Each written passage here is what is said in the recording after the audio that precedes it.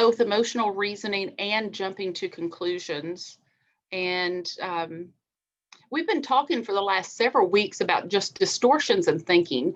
And actually, as you've learned about these, you probably have seen yourself in every one of them, because I think we all do all of them, but some of them we may do more than others because they can actually become a habit. We're going to talk today about both of these, emotional reasoning and jumping to conclusions are two of the ones that really can become a habit. But what that means is you can break it, because you can always break a habit. You have to work at breaking a habit. It takes 28 days to make or break a habit of doing something every single day. So we're going to talk about how you can break these habits. But distortions in thinking, whenever you're thinking of it from a clinical point of view, from a counseling point of view, it's actually called distorted or twisted thinking. And that's what we've been going over the last few weeks. It's when we tend to lean toward the negative side of things, the glass is half empty, or we blow something out of proportion that maybe wasn't that big a deal, but because of the stress that we have going on as a caregiver, we make it a bigger deal than it should have been. We did a program on maximizing and minimizing. So that is out there. Jamie, all of that's on YouTube, the YouTube channel, if you missed that one. And we all do it. Again, please don't think about it and go, oh my gosh, that's just me. Nobody, we all do it. That's why there's so much information out there on these things. So some of the things that can happen whenever we do have those distorted thoughts, they can really make our perceptions more one-sided. They can be inaccurate because we're just judging it from our own point of view. They can be unfair, false, and then they can make us very bitter. They can actually cause, or if we're already having some issues with depression or anxiety, it can kind of push us further into it. That self-criticism or that negative self-talk, which is what we've really been focusing on a lot in the support groups, is the negative self-talk versus positive self-talk, which then leads to low self-esteem, which then can lead to hopelessness, especially when we are a caregiver of somebody who has dementia. So the first one we're going to talk about today is emotional reasoning. And like Jamie and I were saying, this one, it just is a little too close to home. So what is emotional reasoning? It is actually a cognitive process by which an individual concludes that their emotional reaction proves something is true, despite evidence to the contrary. As I was reading and studying about this, this is something that wives get accused of doing an awful lot. And women do tend to do this one more than men because we reason with our emotions.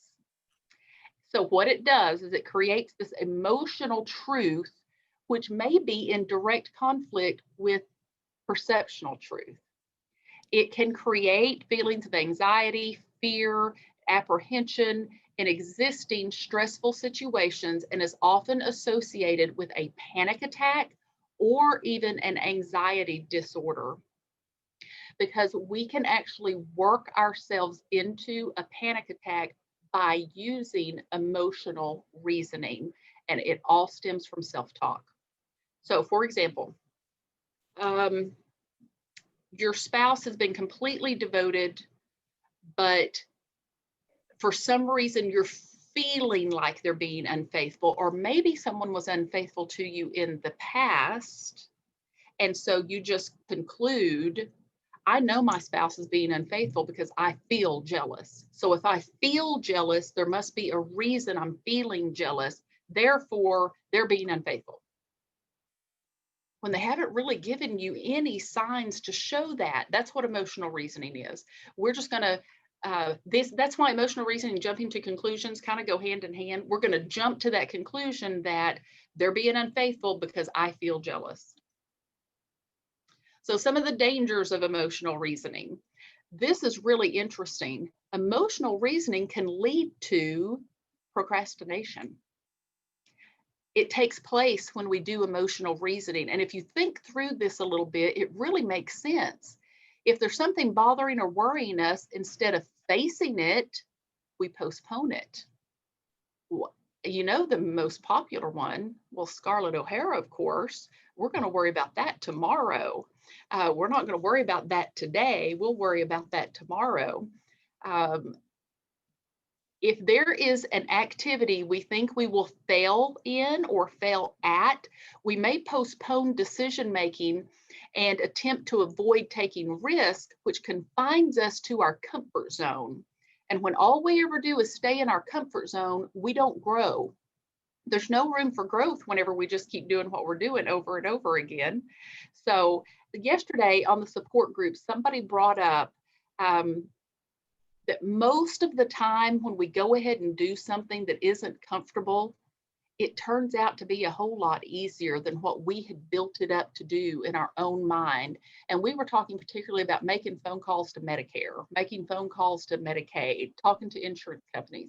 We can build it up, and then you actually make the call and go, oh, that wasn't near as bad as I thought. But we can procrastinate and put it off because I just know this is going to be a horrible conversation because the last 2 times it was. That's emotional reasoning. So an excessive generalization of a very punctual event, for example, my spouse rejected me, they don't love me anymore. Because this one time my spouse rejected me, it's clear they do not love me anymore. That's emotional reasoning. Judging behavior of others based on how we feel and not thinking of what might be going on with them. So we're basing everything on our feelings and we're not stopping to think what might be happening with them. There's a reason that they acted this way. There's a reason they may have said whatever it is that they said. Something that I just thought of. I know one of my mom's doctors yesterday called and said, you need to find another doctor. The doctor is closing his practice. And her first thought was, that is irresponsible. He shouldn't be doing. I said, wait, that's emotional reasoning. Why would a doctor close his practice? Something bad's going on. Either he's very, very sick or someone very close to him is, and kind of being able to step back and reason through what's going on in their life, not how is it affecting me. So here's some more examples of what emotional reasoning sounds like. You feel fat even though your doctor and others tell you that you're well within normal range, therefore you must be fat because you feel fat. Or you feel guilty of something, so you conclude that you must be guilty even though there's no evidence that you did anything wrong. But because you're having a guilty feeling, you're going, well, I must have done something wrong. And so many times these go back to things from our past. They're tapping into things from our past. You're struggling with feelings of jealousy, so you accuse your partner of infidelity even though they've done nothing, they've been completely devoted. You have feelings of worthlessness even though you have demonstrated that you are as worthy as anyone else. You feel stupid, so you're convinced you must be dumb, regardless of the fact that you made good grades in school. You feel enraged by someone, so you assume that they must have done something bad, even though you don't know what it could possibly be that they did bad, but they made you mad, so they must have done something bad. And you feel lonely, so you deduce that no one cares about you and you're unlovable. That came up yesterday in support group also during Thanksgiving Day. And somebody brought up being alone and almost allowing those thoughts to come into the mind of nobody cares about me. But he had some tools in his toolbox, so he was able to go, I've got to go get busy doing something else, or else I'm going to go down this rabbit hole. That's emotional reasoning. So what do we do to combat emotional reasoning? First thing we do is we step back and we ask ourselves, what are the facts that are supporting this emotional-based determination? And part of that, and what we teach people in counseling, is to try to take yourself out of the situation and look in as if it were someone else telling you this story. How would you then advise or talk to another person? Step back and look for facts. Have you dismissed some positive explanations for your emotional findings because you tend to go straight to emotional reasoning? Could your feelings be clouded by a bias, like just because someone in my past cheated on me does not mean that this person is going to? Are you mind reading? Another's intentions, typo, because you have unresolved issues with them? Or are you fortune telling because you're grounded in a prediction that because the present event resembles some past event, it's bound to turn out the same way? So we tend to get into this mind reading and fortune telling. I've got a short video that we're going to look at next about emotional reasoning.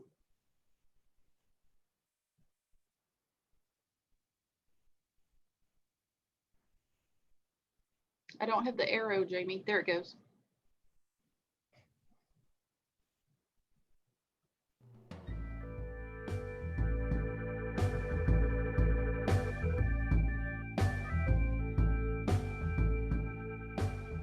Good morning, this is Kevin Ackley with Fighting I don't have any with sound. Kevin. This is a video blog talking about anxiety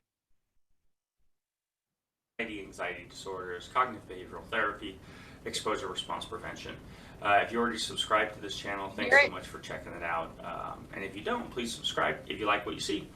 It's been a couple of weeks, so I hope everybody's doing well. We have Christmas right around the corner if you celebrate Christmas, but it's certainly the holiday season for everybody, which usually makes everybody a little bit more anxious. There's a lot of expectations this time of year, whether that's spending time with family or spending money or reflecting on your year, which we're all pretty good at in worrying that we haven't done enough or we're not good enough, and the end of the year seems to bring that up for a lot of people.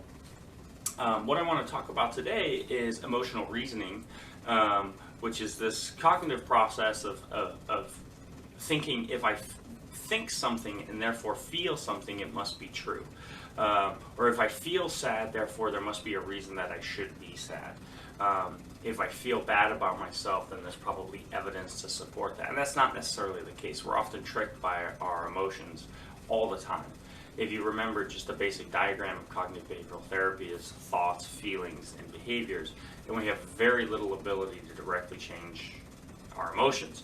We have a lot of ability to change our behaviors and some ability to shift our cognitions. So we're often tricked by a feeling that something bad is going on. And really, we just can't control that. Most of us don't worry about that when we're having positive emotions. Most of us don't think, oh, I hope this lasts a long time, or I worry if this is going to end or stop. But when we're feeling bad, we try and shift it so much, paradoxically, that we usually get caught up in feeling worse. And so what we focus on here at Northwest Anxiety Institute is helping people shift their behavior and not getting stuck in this emotional reasoning trap. That is so relevant with people that struggle with anxiety disorders and fear, because if we feel scared, we believe that there's a reason that we should. If you remember, anxiety is the perception of threat or the anticipation of threat and not actual danger. But when we feel scared, we believe that there must be danger. Not to mention, we don't want to feel like idiots, and we have to trust our brains. And so, of course, we're going to believe this emotional response that our body is creating for us. And so an analogy that I usually give people to help them understand this is this idea that if there's danger, of course, you're going to have this anxiety or this physiological reaction, this fight or flight reaction. If something bad is actually happening, you should respond with anxiety. But that is not a bidirectional relationship. That if you're scared, that certainly doesn't mean that something bad is happening. And so the analogy is, if you have a cow with 4 legs that says moo, you likely have 4 legs, or you should have 4 legs, unless there's something terribly wrong with the cow. But just because you have 4 legs certainly doesn't mean that you have a cow. And so the trick that anxiety plays is it often gives you 4 legs and wants you to believe that there's a cow and there's actually not. And so what I want you guys to do is to think about the times where you're feeling scared or you're feeling depressed or you're feeling sad, and you really have to ask yourself, is there actually evidence to support that? Is there actual danger? And most of the time, if it's anxiety, there's not. Because if it's not anxiety, then there typically is actual danger. If you're in a car accident or something bad is happening, we don't describe that as feeling anxious. We actually describe that as fear or something else. And then if you're feeling sad, down, and depressed, is there evidence to support that? And many times there's not, but we do get distorted in the way that we think about things, particularly when we're feeling down. But I want you to think about that emotional processing. Just because I feel like a social situation didn't go well doesn't mean that it didn't go well. It's just not true. What's the evidence to support that? Just because I feel like my marriage isn't going well, doesn't mean that it's not. Or I feel like my wife is ignoring me, or I feel like this is happening with my child, or whatever it is. And so really looking at what the evidence is to support that, and then thinking how predictably these types of thoughts come up for you can be really, really helpful. So think about your emotional processing. It's been a while since I've been on here, so I'm curious. let's just go to the next one real quick. So that, because I know we are short on time, but he kind of was just saying what we said before.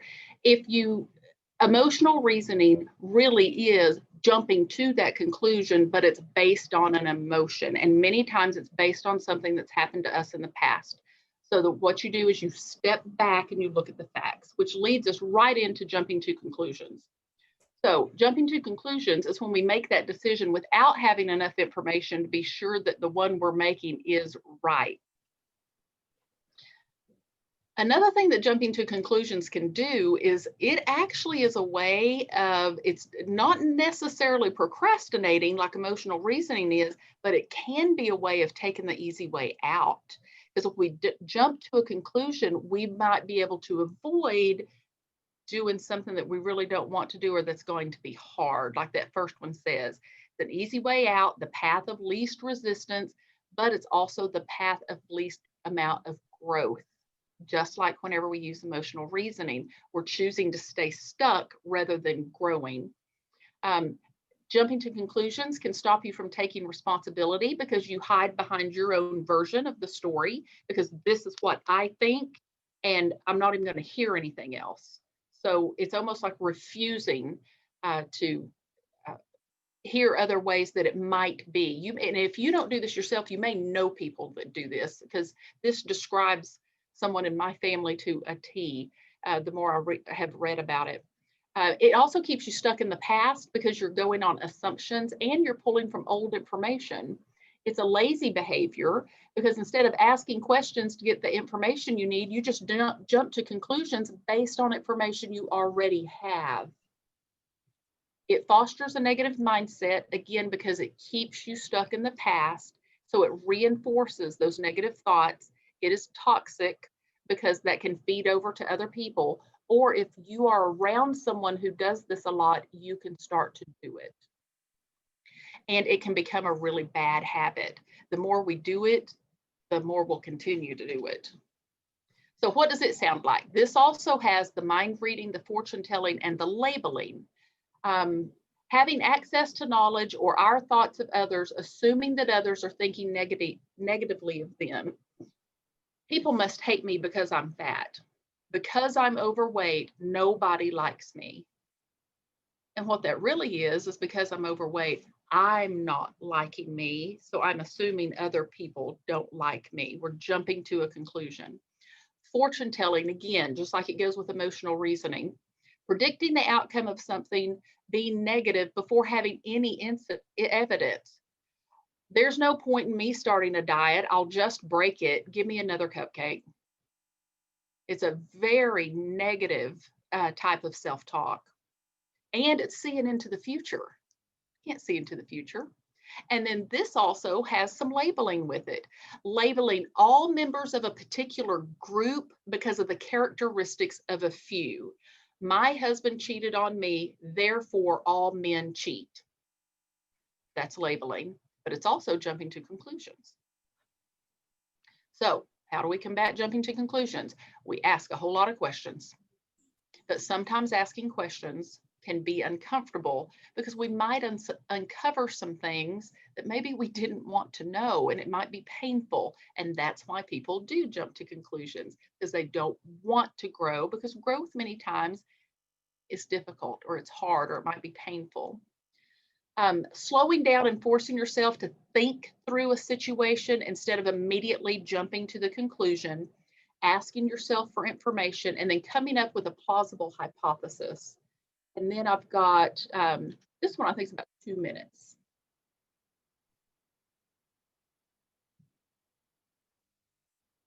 Welcome to Lesson 5 of the free Anxiety Relief course. In this lesson, you'll learn the 5th cognitive distortion, jumping to conclusions.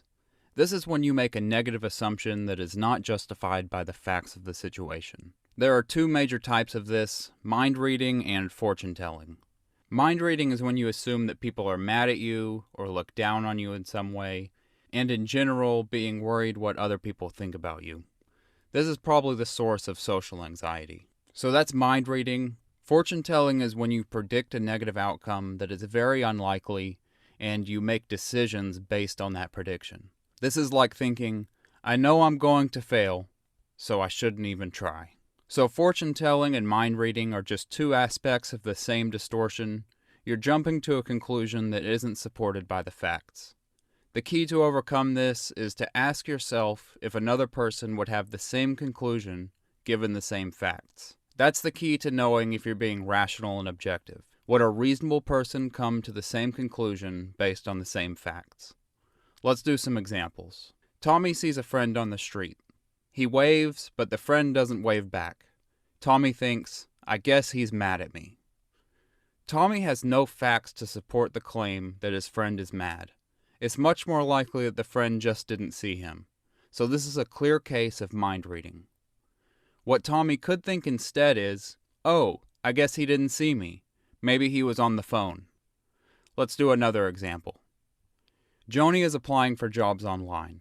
She closes the computer and thinks, I know they'll never give me an interview, so I may as well not apply at all. Okay, this one has a lot going on. Joni is fortune telling by predicting that she won't get an interview. She's overgeneralizing by saying they'll never give her an interview. And it's a little bit of all or nothing thinking when she says, I may as well not apply at all. What should Joni think instead? Pause the video and leave a comment with your answer. Okay, here's what I came up with. By applying for the job, I at least have a chance.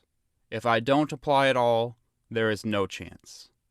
So when you catch yourself jumping to conclusions, stop and ask, would another person come to the same conclusion as me, given the same facts?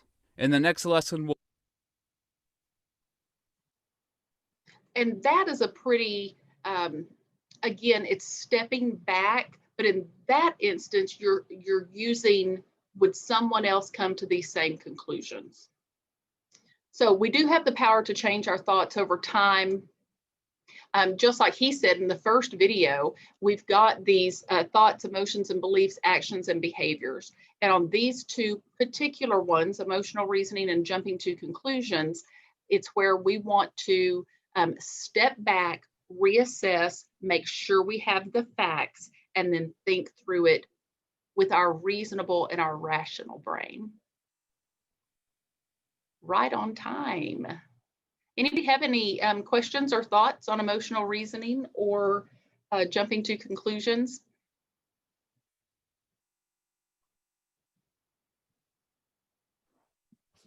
These are both two that I struggle with. So I don't know if it's something anybody else does, but boy, as I was, like I said, as I was writing those, I was hearing my own voice coming out of some of those examples. Okay, I have a question, and I don't know if I know how to even ask the question, but when you're looking for facts of a situation and you're already in the midst of this distorted thinking, you may not be aware of it. How can you know that the fact that you are looking for is actual fact or is something I made up? Right. I think that's what, yeah, it does, because that is one of those things. Sometimes you're not even capable of finding the facts yourself. That's where you've got to have that trusted person that you can run it past or run it by. And especially if you're doing some counseling, if you're talking with clergy, or you have a really, really good friend that you trust to call you out when you're doing this. So many of these, Jamie, that we've talked about, and Jamie and I have kind of said we're being accountability partners through this, because we'll call each other out and go, you're overgeneralizing right now, because we've been talking about it so much.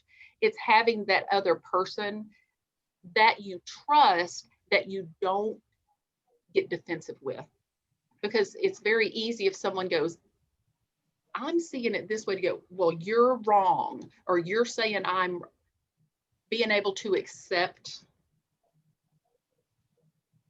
maybe this is why I'm jumping to conclusions and I'm staying stuck. I'm not being able to move forward.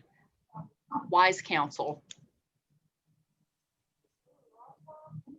Yep. All right. Well, thanks, everybody. I think we are right at time. We'll send you the slides and we will send you the video later today. We appreciate you being here. Thanks, Holly. Thank you. Bye.